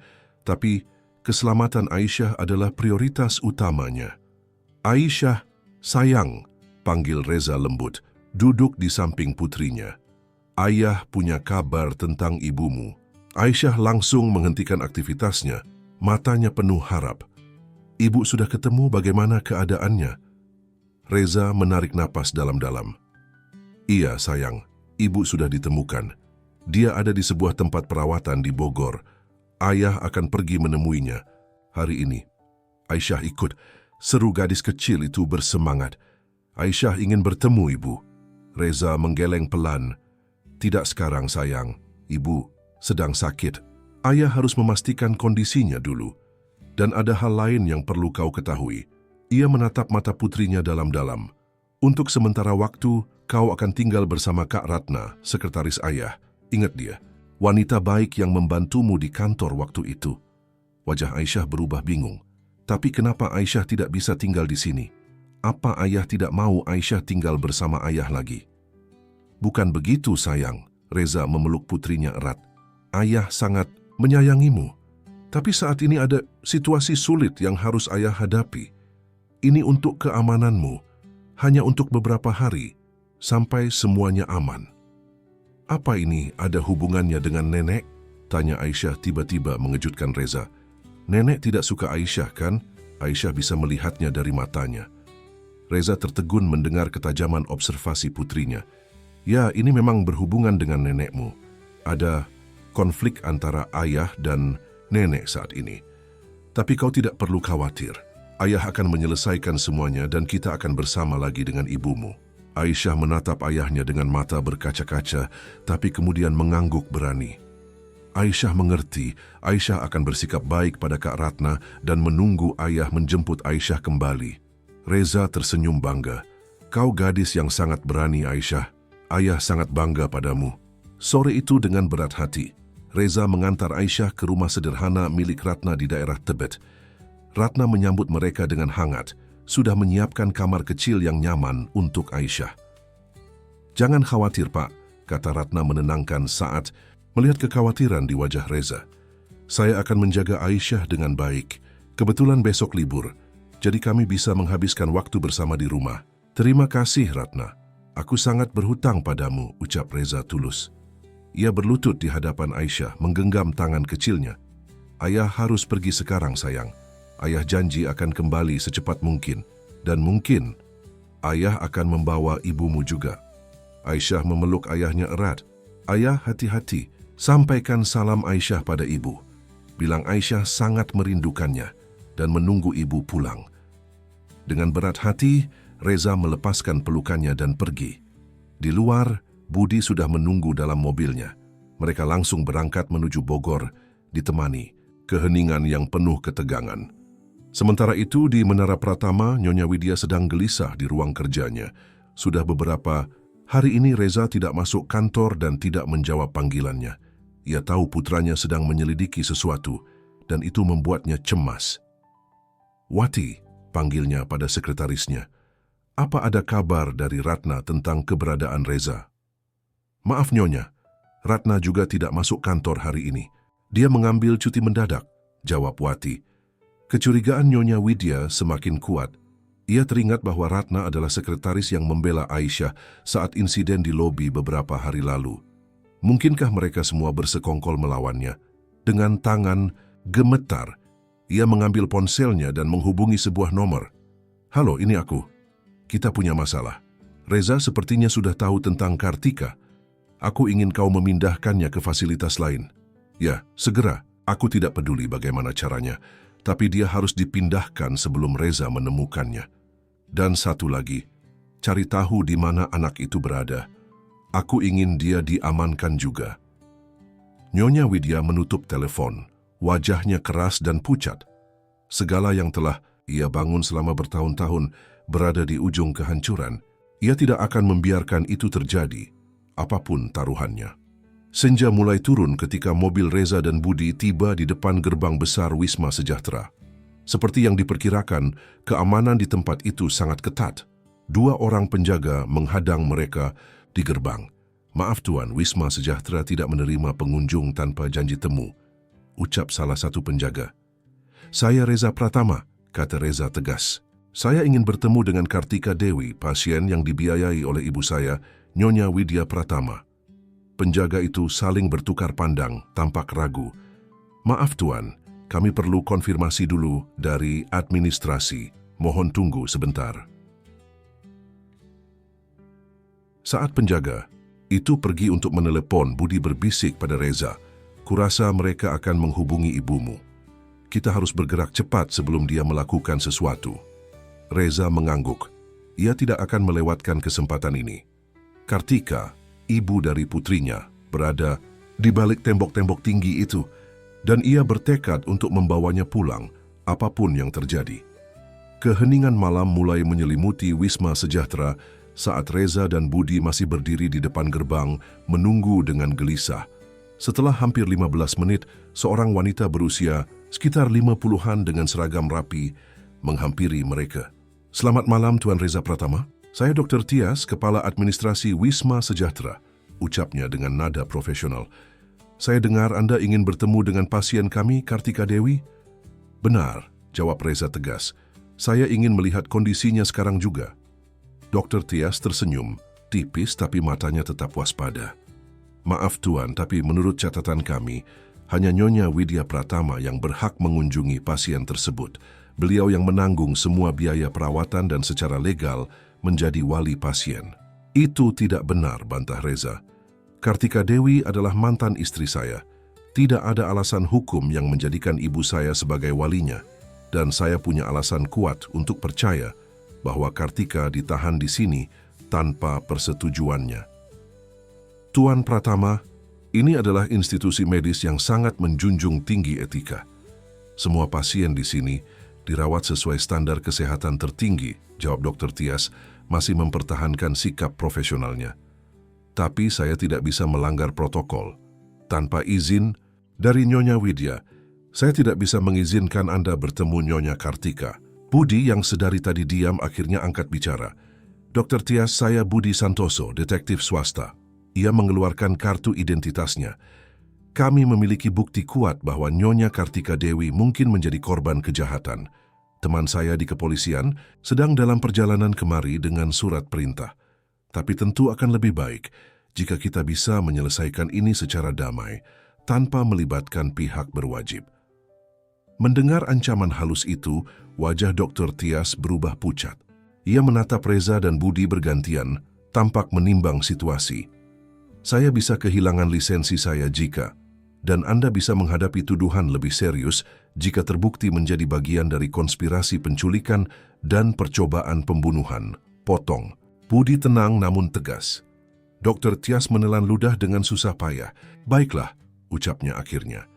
Saya akan mengizinkan Anda bertemu Nyonya Kartika, tapi saya akan mendampingi Anda dan kunjungan ini harus dicatat resmi. Terima kasih, kata Reza, menghela napas lega. Mereka dibawa memasuki kompleks Wisma Sejahtera yang luas. Bangunan utamanya bergaya kolonial dengan taman-taman yang terawat rapi. Namun Reza tidak bisa mengabaikan jeruji besi di setiap jendela dan kamera pengawas di setiap sudut. Tempat ini lebih mirip penjara mewah daripada fasilitas kesehatan. Dr. Tias membawa mereka ke sayap timur bangunan. Nyonya Kartika ditempatkan di kamar khusus. Kondisinya stabil, tapi dia mengalami beberapa komplikasi akibat keracunan yang dialaminya. Seberapa parah? Tanya Reza. Jantungnya berdebar kencang. Racun yang masuk ke tubuhnya menyerang sistem saraf. Dia mengalami kelumpuhan parsial pada tungkai bawahnya dan kadang mengalami kesulitan berbicara. Tapi secara kognitif, dia masih berfungsi dengan baik. Reza merasakan campuran kemarahan dan kesedihan yang luar biasa. Kartika, wanita yang pernah dicintainya, harus menderita seperti ini karena ambisi dan keegoisan ibunya. Mereka berhenti di depan sebuah pintu dengan nomor 117. Dr. Tias mengetuk pelan sebelum membukanya. Nyonya Kartika, Anda kedatangan tamu. Reza melangkah masuk dengan hati berdebar. Kamar itu cukup luas dan nyaman, dengan perabotan berkualitas baik dan jendela besar yang menghadap ke taman, meski tetap dengan jeruji besi. Di dekat jendela, duduk di kursi roda, seorang wanita menatap keluar dalam diam. Kartika, panggil Reza lembut. Wanita itu perlahan memutar kursi rodanya. Wajahnya yang dulu selalu cerah dan penuh semangat kini terlihat lebih tirus dan pucat. Rambutnya yang hitam panjang diikat rapi ke belakang, tapi matanya, mata besar yang sama yang dimiliki Aisyah, masih memancarkan kecerdasan dan ketegaran. Reza, ucapnya pelan, suaranya sedikit serak. Apakah benar-benar kau? Reza berlutut di hadapan kursi roda Kartika, air mata menggenang di pelupuk matanya. Ya Kartika, ini aku, maafkan aku. Maafkan aku baru menemukanmu sekarang. Kartika mengulurkan. Tangannya yang sedikit gemetar menyentuh wajah Reza dengan lembut, seolah memastikan bahwa pria di hadapannya nyata, bukan halusinasi. Bagaimana kau menemukanku? Ceritanya panjang, jawab Reza menggenggam tangan Kartika. Tapi yang terpenting, aku sudah di sini sekarang, dan aku akan membawamu pulang. Air mata mulai mengalir di pipi Kartika. Aisyah, bagaimana dengan Aisyah? Apakah dia baik-baik saja? Senyum Reza, menghapus air mata Kartika dengan lembut. Dia gadis yang sangat kuat dan berani. Dia yang menemukanku, Kartika. Atau mungkin lebih tepatnya, takdir yang mempertemukan kami. Kartika, terisak pelan. Syukurlah, aku selalu berdoa agar dia selamat dan menemukan jalan pulang. Reza menceritakan secara singkat bagaimana ia bertemu Aisyah dan semua yang terjadi setelahnya. Ia juga menyampaikan pesan Aisyah bahwa gadis kecil itu sangat merindukan ibunya dan menunggu kepulangannya. Aku akan membawamu pulang hari ini juga, Kartika, ucap Reza tegas. Dan kita akan memulai hidup baru bersama Aisyah sebagai keluarga. Dr. Tias yang berdiri tak jauh dari mereka berdehem pelan. Maaf Tuan Pratama, tapi prosedurnya tidak semudah itu. Ada banyak dokumen yang harus... Saya tidak peduli dengan prosedur Anda, potong Reza tajam. Wanita ini ditahan di sini melawan kehendaknya. Anda tidak punya hak hukum untuk menahannya. Tapi kondisi kesehatannya bisa ditangani oleh dokter pribadinya, sambung Budi. Dan seperti yang saya katakan tadi, polisi sedang dalam perjalanan kemari. Saya yakin Anda tidak ingin menambah masalah untuk diri Anda sendiri, Dr. Tias. Wajah Dr. Tias memucat. Ia tampak akan mengatakan sesuatu ketika ponselnya berdering. Setelah melihat layarnya, ia permisi untuk menjawab panggilan tersebut di luar ruangan. Siapa dia menelepon? Tanya Kartika cemas setelah Dr. Tias keluar. Pasti Nyonya Widya. Dia akan melakukan apapun untuk mencegah kita pergi, Reza. Tenang, Kartika. Kita akan keluar dari sini, Reza meyakinkan. Ia menoleh pada Budi. Apa temanmu di kepolisian benar-benar? Dalam perjalanan kemari, Budi mengangguk. Ya, Komisaris Joko, dia akan tiba dalam waktu 20 menit. Tapi kita sebaiknya tidak menunggu selama itu. Sekarang setelah kita menemukan Kartika, lebih baik kita segera pergi. Mereka bergegas mengumpulkan beberapa barang penting Kartika. Reza mendorong kursi roda Kartika keluar kamar. Di lorong mereka tidak melihat Dr. Tias tapi mendengar suaranya yang panik dari ruangan tak jauh dari situ. Nyonya, saya sudah berusaha menahannya, tapi dia mengancam akan melibatkan polisi. Ya, Nyonya, saya mengerti. Tapi, tanpa menunggu, lebih lama Reza dan Budi membawa Kartika menuju pintu keluar. Beberapa perawat yang berpapasan dengan mereka tampak bingung, tapi tidak ada yang berani menghentikan. Mobilnya di mana? Tanya Reza pada Budi saat mereka hampir mencapai pintu depan. Tepat di depan gerbang. Aku sudah mengirim pesan pada sopirku untuk bersiaga, jawab Budi. Mereka baru saja akan keluar dari pintu utama ketika Dr. Tias muncul tergopoh-gopoh, wajahnya merah padam. Tunggu, kalian tidak bisa membawa pasien begitu saja, ini melanggar prosedur. Cukup dengan prosedur Anda, balas Reza dingin. Anda sudah melanggar sumpah kedokteran dengan menjadi bagian dari konspirasi ini. Minggir atau saya akan melaporkan Anda ke konsil kedokteran. Ancaman itu tampaknya efektif. Dr. Tias mundur, wajahnya pucat pasi. Saya hanya melakukan pekerjaan saya. Gumamnya lemah. Pekerjaan Anda adalah menyembuhkan orang, bukan menahannya seperti tahanan, kata Reza tegas. Sebelum melanjutkan perjalanan, mereka berhasil mencapai mobil Budi tanpa halangan berarti. Dengan hati-hati, Reza membantu Kartika masuk ke kursi belakang, melipat kursi rodanya, dan menaruhnya di bagasi. Kita ke rumah Ratna dulu, kata Reza pada Budi saat mobil mulai bergerak meninggalkan Wisma Sejahtera. Aku ingin Aisyah bertemu ibunya secepatnya. Kartika menggenggam tangan Reza erat, air mata kebahagiaan mengalir di pipinya. Aku hampir tidak percaya ini nyata. Selama berbulan-bulan aku berdoa agar bisa keluar dari tempat itu dan menemukan Aisyah. Dan sekarang, doaku terkabul. Maafkan aku, Kartika, ucap Reza, suaranya penuh penyesalan. Seandainya aku lebih berani melawan ibuku dulu, mungkin semua ini tidak akan terjadi. Kartika menggeleng pelan. Jangan salahkan dirimu, yang penting sekarang kita bersama lagi, dan Aisyah aman. Budi yang sedang menyetir tiba-tiba mengumpat pelan.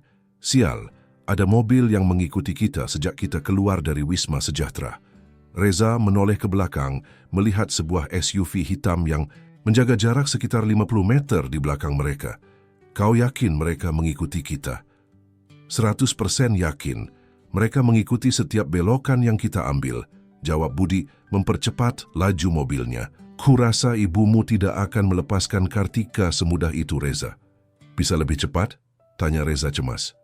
Aku berusaha, tapi jalan menuju Jakarta masih cukup jauh dan mereka tampaknya bertekad untuk mengejar kita. Kartika tampak ketakutan. Mereka akan membawaku kembali, Reza. Nyonya Widya, dia tidak akan berhenti sampai mendapatkan yang dia inginkan. Aku tidak akan membiarkan itu terjadi, janji Reza menggenggam tangan Kartika erat. Kita akan sampai di Jakarta dengan selamat dan kita akan bertemu Aisyah. Aku berjanji. Budi mengambil teleponnya dan menghubungi seseorang. Komisaris Joko, di mana posisimu sekarang? Bagus, kami dalam perjalanan menuju Jakarta, tapi ada mobil yang mengikuti kami.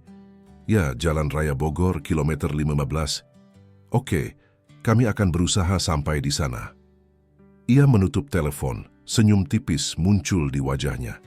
Komisaris Joko dan timnya sedang menuju ke arah kita. Mereka akan menghadang mobil di belakang kita di perempatan Cibubur. Kita hanya perlu bertahan sampai ke sana. Ketegangan terasa dalam mobil saat Budi memacu kendaraannya secepat mungkin melalui jalan raya Bogor yang mulai sepi karena waktu sudah menunjukkan hampir tengah malam. SUV di belakang mereka tetap mengikuti, kadang mendekat, kadang menjaga jarak. "Apa yang sebenarnya terjadi, Reza?" tanya Kartika pelan. "Mengapa ibumu melakukan semua ini?" Reza menghela napas berat. "Ibuku tidak pernah menyetujui hubungan kita, kau tahu itu.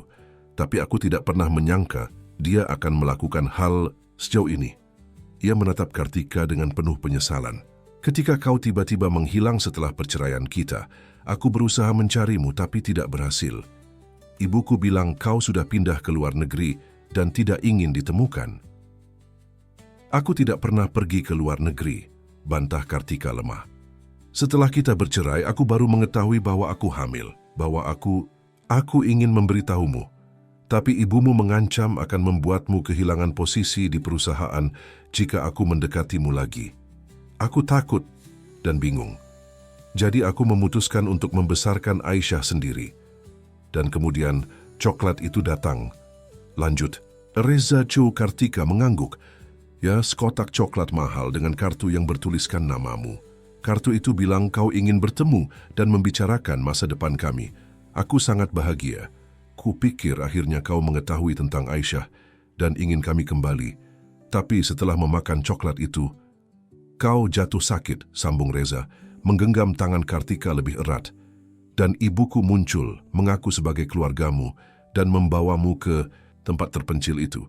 Mereka bilang aku menderita keracunan parah," kenang Kartika.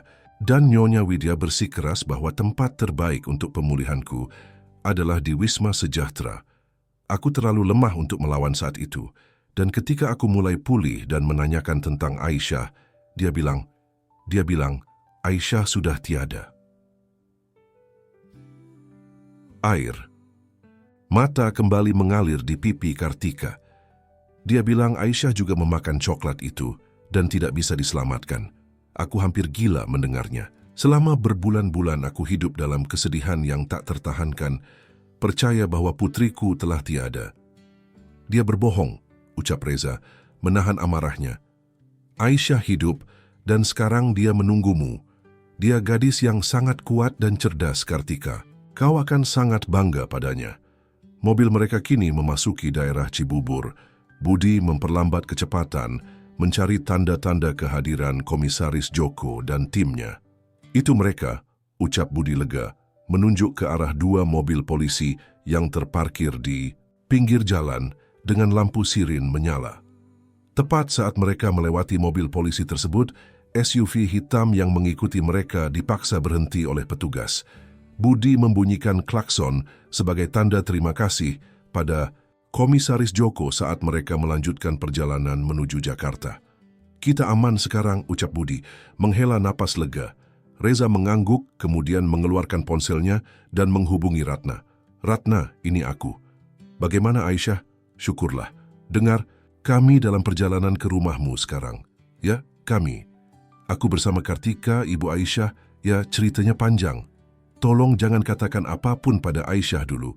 Aku ingin ini menjadi kejutan untuknya." Kartika tampak semakin bersemangat mendengar percakapan itu. "Apa Aisyah baik-baik saja? Apa dia sehat? Sudah makan?" Reza tersenyum lembut. "Dia baik-baik saja, Kartika. Ratna menjaganya dengan baik. Dan ya, dia sudah makan malam dan sekarang sedang menonton kartun sebelum tidur." Air mata kebahagiaan kembali mengalir di pipi Kartika. "Aku hampir tidak percaya aku akan bertemu putriku lagi." 1 jam kemudian, mobil mereka tiba di kompleks perumahan sederhana tempat Ratna tinggal. Dengan hati-hati, Reza membantu Kartika turun dan mendudukkannya di kursi roda. "Siap?" tanya Reza lembut, menggenggam tangan Kartika. Kartika mengangguk, jantungnya berdebar kencang. Lebih dari siap. Mereka mengetuk pintu rumah Ratna. Tak lama kemudian, pintu terbuka menampilkan Ratna yang tersenyum hangat. "Silahkan masuk," bisiknya. Aisyah ada di ruang tengah masih menonton TV. Dengan perlahan, Reza mendorong kursi roda Kartika memasuki rumah, melintasi lorong pendek menuju ruang tengah. Di sana, duduk di sofa dengan piyama barunya, Aisyah sedang asyik menonton kartun, favoritnya. Aisyah panggil Reza lembut. Gadis kecil itu menoleh, wajahnya langsung cerah melihat ayahnya. "Ayah!" serunya melompat dari sofa untuk memeluk Reza. Tapi kemudian matanya tertuju pada sosok di kursi roda. Waktu seolah berhenti saat ibu dan anak itu saling bertatapan. Aisyah membeku, matanya membulat tidak percaya. Kartika menahan napas. Air mata kembali menggenang di pelupuk matanya. "Ibu," bisik Aisyah, suaranya nyaris tak terdengar. "Aisyah, anakku." Ishak Kartika membuka tangannya lebar-lebar. Dengan satu gerakan cepat, Aisyah berlari dan menubruk ibunya, memeluknya erat-erat seperti takut Kartika akan menghilang lagi. Tangis kebahagiaan pecah, ibu dan anak itu berpelukan erat, melepaskan kerinduan yang terpendam selama setahun penuh. Ibu, Aisyah kira ibu sudah tidak ada." Isak Aisyah di antara tangisnya. "Ibu di sini sekarang, sayang." "Ibu tidak akan pergi lagi," janji Kartika, membelai rambut putrinya dengan sayang. "Maafkan ibu yang meninggalkanmu. Ibu tidak bermaksud." Aisyah tahu, potong gadis kecil itu mendongak menatap wajah ibunya. Aisyah selalu percaya ibu akan kembali. Reza berlutut di samping mereka, merangkul keduanya dalam satu pelukan besar. Air mata haru juga mengalir di pipinya. Setelah semua kesedihan, kesulitan, dan ketidakpastian, akhirnya mereka bertiga bersatu sebagai keluarga. Keluarga yang seharusnya tidak pernah terpisahkan. "Kita akan mulai hidup baru," ucap Reza lembut. "Sebagai keluarga seperti yang seharusnya sejak dulu." Malam itu, di rumah sederhana milik Ratna, Reza, Kartika, dan Aisyah tidur bersama di ruang tamu yang telah disulap menjadi kamar tidur sementara. Aisyah tertidur di antara kedua orang tuanya. Tangannya menggenggam erat tangan Kartika, seolah takut ibunya akan menghilang jika ia melepaskannya. Keesokan harinya, Budi datang dengan kabar bahwa orang-orang yang mengejar mereka semalam telah ditangkap polisi. Ahmad Kusuma, karyawan Violet Chocolatier yang terlibat dalam kasus peracunan Kartika, juga telah ditemukan dan bersedia bersaksi. Dengan bukti-bukti yang ada, polisi telah mengeluarkan surat penangkapan untuk Nyonya Widya Pratama atas tuduhan percobaan pembunuhan dan penculikan. "Ibuku," gumam Reza, perasaannya campur aduk. "Bagaimanapun Nyonya Widya tetaplah ibunya." "Aku tahu ini berat untukmu," ucap Kartika lembut, menggenggam tangan Reza. "Tapi keadilan harus ditegakkan." Nyonya Widya akhirnya ditangkap di kantornya sore itu. Berita penangkapannya menjadi headline di semua media, mengguncang dunia bisnis Indonesia. Banyak yang terkejut mengetahui bahwa sosok pebisnis wanita terkemuka yang selama ini dikenal tegas dan berwibawa ternyata menyimpan sisi gelap yang mengerikan. 2 minggu kemudian, Reza, Kartika, dan Aisyah pindah ke rumah baru di kawasan Sentul. Bogor jauh dari hiruk-pikuk Jakarta dan kenangan buruk masa lalu. Rumah mungil bergaya modern minimalis dengan taman luas. Itu menjadi awal baru bagi mereka.